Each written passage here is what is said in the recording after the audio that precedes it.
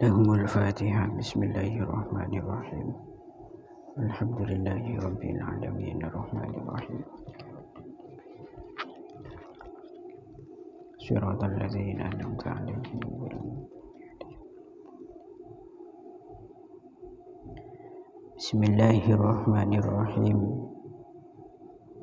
Faqad qala al-mu'allif rahimahullahu ta'ala wa nafa'ana bihi wa bi ulumihi wa bi asrarihi fid dharain. Amin. Allahumma amin.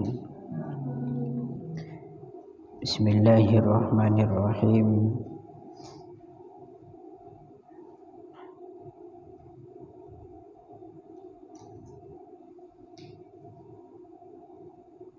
Wa bi wujudil unnati wa hiya bi dhammil ain ajzu zawji 'anil wad'i fil qubul. Wa bi wujudil unnati lan kelawan wujude peluh, wa hiya utawi al unnah bi dhammil aini kelawan den waca dhammah aini iku ajzu zauji apese wong lanang atau bojo lanang anil wad'i saking wate fil kubuli ing dalem kubul. Alasane li sukutil kuwati krana gugure kekuatan. Li sukutil kuwati krana gugure kekuatan an-nasyirati kang bisa nangekaken. An-nasyirati kang bisa nangekaken bidofin kelawan apes. Bidofin kelawan apes fi qalbihi ing dalam atine az-zawj. Fi qalbihi ing dalam atine az-zawj aw alatihi utawa alate az-zawj. Aw alatihi utawa alate az-zawj. Bismillahirrahmanirrahim. Wa bi wujudil unnati wa hiya bi dhammil ain ajzu zawji 'anil wad'i. Kemudian aib berikutnya yang dimiliki oleh seorang suami yaitu adanya penyakit unnah. Unnah ini lebih sering kita kenal dengan impoten atau lemah syahwat. Ada alatnya, itu ada, namun tidak bisa hidup. Itu gambarannya demikian. Oleh karenanya di sini disebutkan bahwa yang dimaksud unnah yaitu ajzuz zauji 'anil wad'i fil qubul. Ketidakmampuan seorang suami untuk melakukan hubungan intim di dalam kubul. Jadi ada nanti kasus seorang suami ketika melaksanakan hubungan intim maka dia itu tidak mampu melaksanakannya di kubul, walaupun nanti di dubur itu mampu. Jadi ukurannya di sini harus di kubul, tidak bisa. Kubul itu ya jalan depan itu, farji depan. Kalau dubur itu ya farji belakang. Kenapa kok di sini disyaratkan harus mampu dalam wate di kubul, kok bukan di dubur itu sudah cukup? Karena di dubur jelas-jelas sudah dilanggar atau ada himbauan bahwa seorang suami dilarang menjima istri lewat jalan belakang. Sehingga walaupun dia itu mampu jima lewat jalan belakang maka itu tidak diiktibar.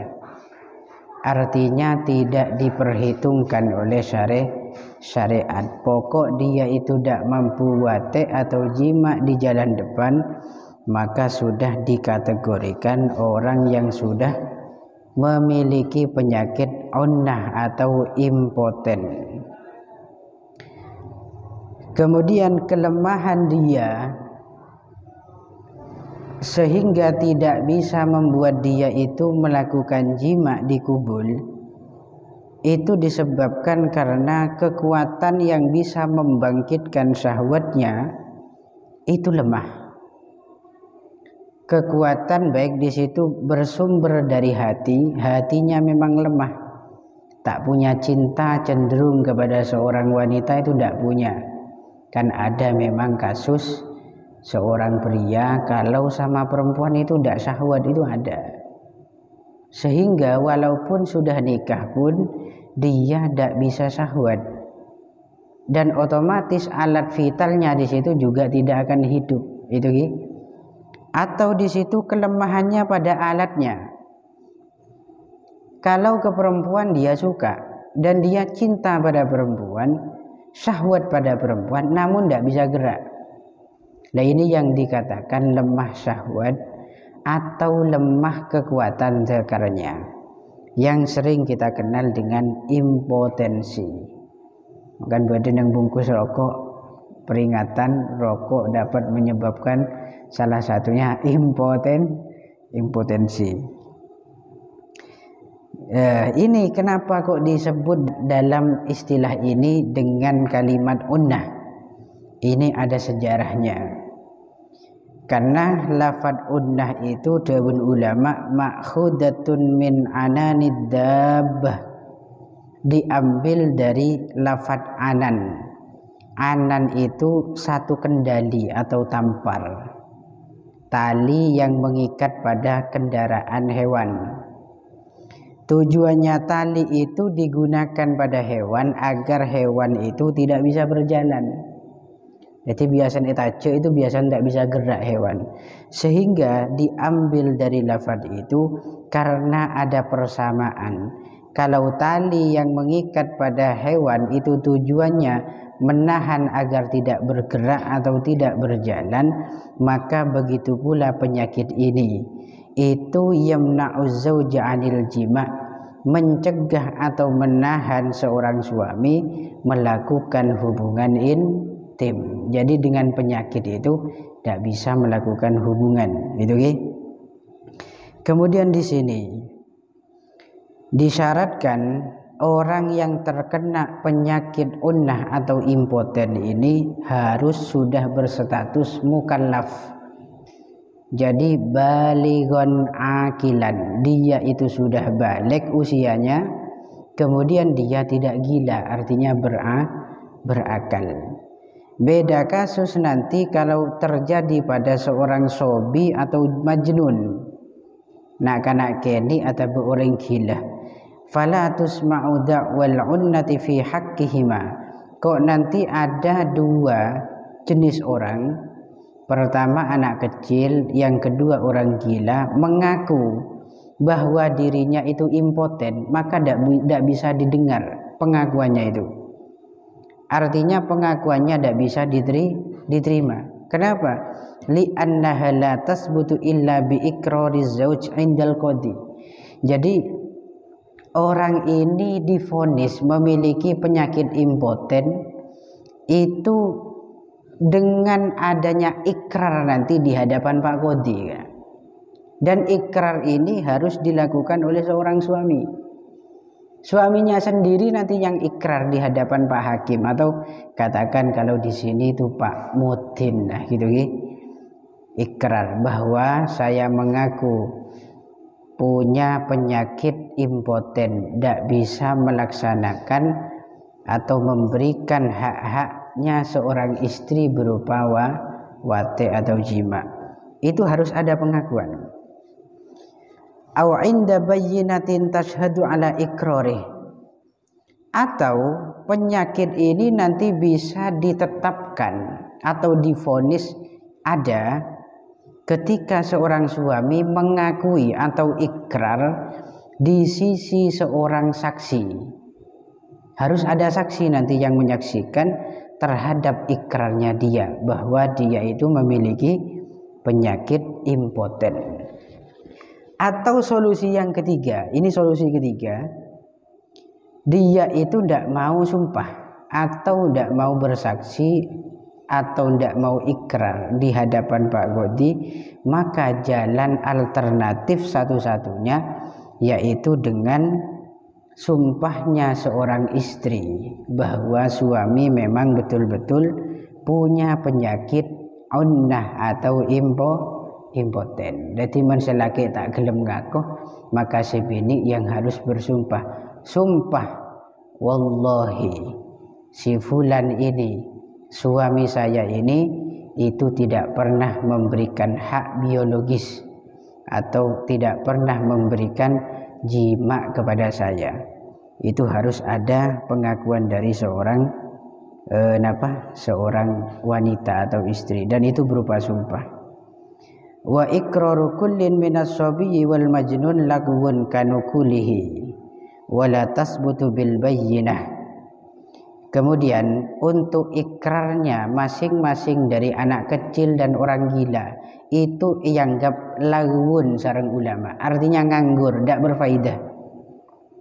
Men bedereng gila misalkan ngaku bahwa dirinya punya penyakit impoten, atau anak kecil yang masih belum balik ngaku bahwa saya punya penyakit impoten, maka pengakuannya itu tidak bisa ditetapkan, artinya tidak bisa diterima. Itu begitu pula ketika ada seorang saksi yang berani menyebutkan bahwa ada seorang yang memiliki penyakit impoten, tapi tidak disertai ikrarnya orang yang ngalamin.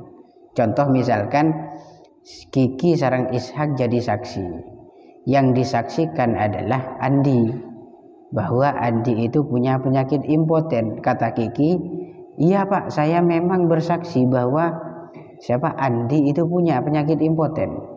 Kata Ishak juga sama, iya Pak, memang betul, saya dan Kiki jadi saksi. Kemudian Andi tidak ikrar, dia tidak ngaku, enggak kok, saya tidak punya kayak gitu, maka tidak bisa ditetapkan vonis itu.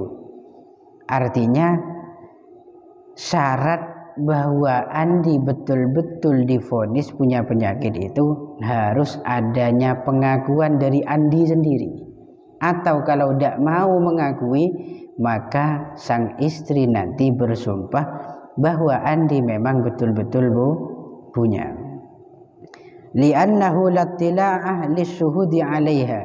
Kenapa kok saksi tadi Ishak dan Kiki tidak bisa menetapkan secara langsung bahwa Andi itu punya penyakit impoten? Ini contoh, karena bagi saksi tidak bisa melihat fakta bahwa Andi itu impoten. Lah malah karena secara cek berami kita kotok bela Andi ya moro-moro congok sarang Ishak ben Kiki Odi apa aja ya jelas tak kira Odi, karena Odi ben mate itu ada sabab, iya benda selakian itu paham semua mungkin. Mon korokun misalkan cek misalkan walaupun di hadapan polisi sekalipun tidak mungkin langsung hidup gitu. Itu hal yang samar, amrun khofiyun, sesuatu yang samar yang bisa nanti digerakkan oleh Andi sendiri, dan kadang orangnya pun juga tidak bisa untuk memiliki upaya itu, juga tidak bisa, kadang demikian. Dan di antara perkataan yang telah dijelaskan oleh ulama di sini, annar rajul qad ya'unnu animra'atin duna ukhra. Ini terkait masalah impoten, ada pernyataan ulama yang unik, bahwa kadang reng laki itu impoten pada satu perempuan tapi tidak pada perempuan yang lain. Misalkan begini, ketika dia itu memiliki istri pertama, dia itu tidak bisa hidup, akhirnya cerai. Marji akabin kedua kalinya ternyata bisa hidup, itu mungkin demikian impoten itu. Jadi impoten itu kadang dahulu ulama sesuai dengan cocoknya seorang istri, cocok-cocokan juga. Mentepak tak cocok, kadang tak odi itu Ini mungkin gini termasuk pemikiran gula. Ada benarnya ulama ini. Jika diarahkan lemahnya dzakar itu bukan pada alatnya tapi pada hatinya. lagi nabatan. Karena ketika hati yang lemah, ketika dinikahkan dengan perempuan yang tidak sama sekali menggugah seleranya, maka jelas dia akan syahwat. Tapi ketika berpindah pada perempuan yang menurut dia itu cocok, maka syahwat akan bergerak dengan sendirinya. Sehingga ini bisa dibetulkan. Yang memang betul ini perkataan ulama jika diarahkan pada hati yang lemah. Karena jangan impoten itu ada 2 sebab. Kalau dalam hasiahnya ada 3 sebab. Pertama, mungkin hatinya yang lemah, atau alatnya yang lemah, atau otaknya yang lemah. Itu dalam hasiahnya. Kalau dalam Fathul Qoribnya cuma 2, hati dan alat. Wala budda an takunal unna qabla al-wad'i, dan harus keberadaan penyakit impoten itu terjadi sebelum adanya jima. Kalau nanti sesudah jima kok impoten, tidak bisa hidup punya suami, maka tidak boleh khiar. Contoh misalkan hidup berkeluarga sudah 3 tahun lamanya atau 5 tahun lah misalkan. Setelah 5 tahun malah ujuk-ujuk tiba-tiba ada satu kejadian, yaitu punya suaminya alatnya tidak bisa hidup. Maka bagi sang istri tidak boleh menggugat. Kenapa? Karena 3 tahun sebelumnya sudah melakukan hubungan intim. Dan tujuan daripada seorang wanita menikah dengan seorang suami itu adalah untuk jima. Dan itu sudah terjadi. Maksud dan tujuan dari nikah sudah didapatkan oleh seorang wanita. Itu gitu. Ini seputar masalah impoten. Sebetulnya masih banyak hal-hal yang perlu dibahas lebih dalam terkait masalah impotensi ini. Nah, ini yang juga penting harus kami jelaskan. Wala budda min darbil qadi lahu sanatan. Ini terkait masalah orang yang sendi penyakit gelap. Bagi orang laki-laki yang mengidap penyakit kayak tadi, maka nanti ada tugas yang harus dilaksanakan oleh Pak Qodi atau Pak Mudin gitu. Salah satu tugasnya menetapkan orang laki-laki tadi dalam masa 1 tahun. Artinya dalam masa 1 tahun itu cowok yang mengalami impoten harus ditunggu kabarnya, apakah bisa sembuh atau tidak. Karena di sini Sayyidina Umar radhiyallahu taala anhu pernah melakukan hal yang demikian itu dan diikuti oleh beberapa ulama. Dan ulama yang mengikuti Sayyidina Umar ini mengatakan demikian. Ta'adzurul jima' qad yakunu li'aridin hararatin fayazulu fisyita'i. Orang yang tidak mampu melaksanakan hubungan intim itu kadang disebabkan karena ada satu hal, mungkin di situ karena faktor cuaca yang panas atau suhu yang panas atau musim yang panas. Sehingga jika orang ini nanti didiamkan, tidak langsung diputuskan untuk khiyar, artinya suruh pisah lah, maka nanti tidak ada kesempatan untuk sembuh. Itu yang pertama. Sehingga tunggulah, karena mungkin nanti ada orang yang impoten di sana bisa sembuh gara-gara berpindah musim atau cuaca. Dari dingin di situ bisa sembuh di waktu panas. Yang impoten di waktu panas bisa sembuh di masa atau musim-musim di dingin dan seterusnya. Ini salah satu faidah daripada ditunggulah orang yang di situ memiliki penyakit impoten. Mungkin di situ bisa diharapkan kesembuhannya. Fa idza madat as-sanatu wa lam yata' alimna annahu ajzun khalqiyun. ketika sudah melewati masa 1 tahun dibiarkan laki-laki tadi kok tidak mewatek juga, artinya tidak juga melakukan hubungan intim pada seorang istri, maka kita sudah tahu cek mendeng laki itu betul-betul mengidap penyakit impoten secara khalqiyun. Berarti pancen dari dirinya memang yang di situ pancen lemah, tidak bisa hidup, bukan karena faktor cuaca. Nah kalau demikian sudah terjadi kayak ini, maka boleh bagi seorang istri untuk khiyar, artinya memilih merusak atau melanjutkan pernikahan. Gitu kan? Allahu a'lam bishawab. Al-Fatihah. Bismillahirrahmanirrahim.